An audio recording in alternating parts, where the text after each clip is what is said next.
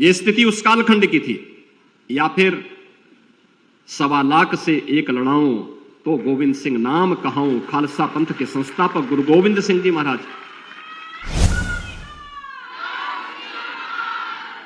जो हट राखे धर्म को तिह राखे करतार का उद्घोष करने वाले महाराणा प्रताप। याद करिए, 27 वर्ष की उम्र में हल्दी घाटी का पहला युद्ध महाराणा प्रताप ने लड़ा था, मात्र 22,000 सैनिकों के साथ।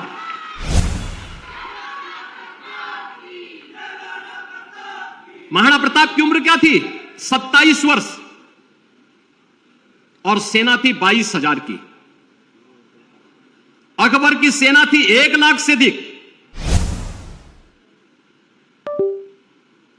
और लगातार 30 वर्ष तक महाराणा प्रताप इस युद्ध को लड़ते रहे, और अंततः अपने सारे दुर्ग और किलों को उन्होंने अकबर से वापस लेकर के उस समय भारत के स्वाभिमान और सम्मान की, स्वदेश और स्वाभिमान का क्या परिचय होना चाहिए, यह उन्होंने करके दिखाया था। हिंदवी साम्राज्य के संस्थापक छत्रपति शिवाजी महाराज, ये सभी महापुरुष कौन थे?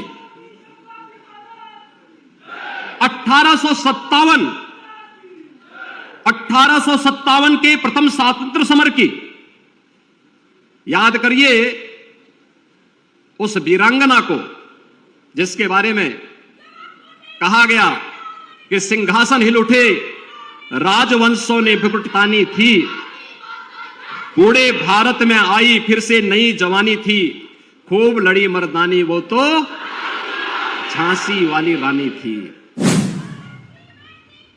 महारानी लक्ष्मीबाई 1857 के प्रथम स्वातंत्र्य समर में जब झांसी की रानी लक्ष्मीबाई अंग्रेजों के खिलाफ देश की स्वाधीनता के लिए लड़ी थी, उम्र थी मात्र 26 वर्ष, और वह विजयी हुई थी। अंग्रेज उन्हें परास्त नहीं कर पाए थे।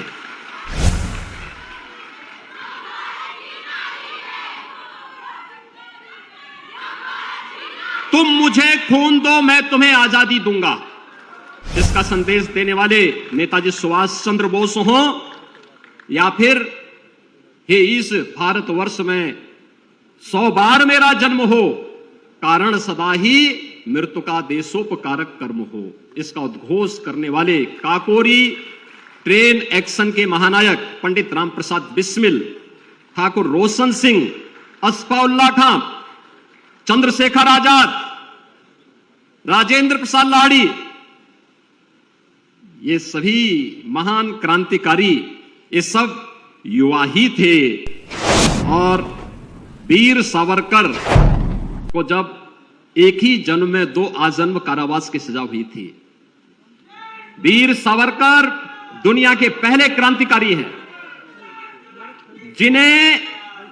जिन्हें एक ही जन्म में 2 आजीवन कारावास की सजा हुई थी। उस समय वीर सावरकर की उम्र मात्र 28 वर्ष थी। और याद करिए, गुरु गोविंद सिंह जी महाराज के 4 साहबजादों को, साहबजादा अजीत सिंह, साहबजादा जुझार सिंह, साहबजादा फतेह सिंह, साहबजादा जोरावर सिंह, क्या उम्र थी? 7 साल, 9 साल, 11 साल, 14 साल।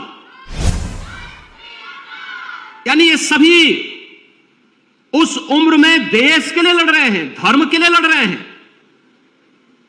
और पूरी दुनिया के अंदर, और विद्यार्थी परिषद अक्सर उन कार्यक्रमों में सहभागी बनता है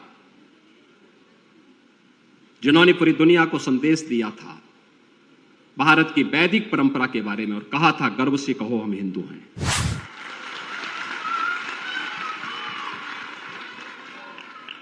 स्वामी विवेकानंद मात्र 39 वर्ष की आयु जिए थे, मात्र 39 वर्ष की आयु। उनके बारे में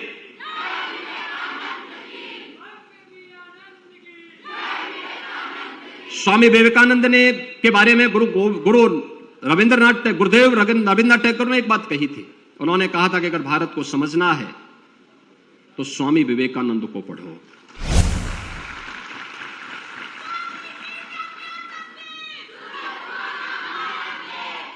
याद रखना, युवा केवल भारत में ही नहीं, दुनिया के अंदर भी जहां इस युवा ऊर्जा का सम्मान हुआ है, सही दिशा मिली, उसने अपनी प्रतिभा का लोहा मनवाने में कोई कोताही नहीं बरती। आज यहां पर हम लोग भले ही दिव्यांग जन के लिए कार्य करने वाली एक संस्था के को फाउंडर को यहां पे सम्मान किया जा रहा है, लेकिन दुनिया के अंदर दृष्टिबाधितों की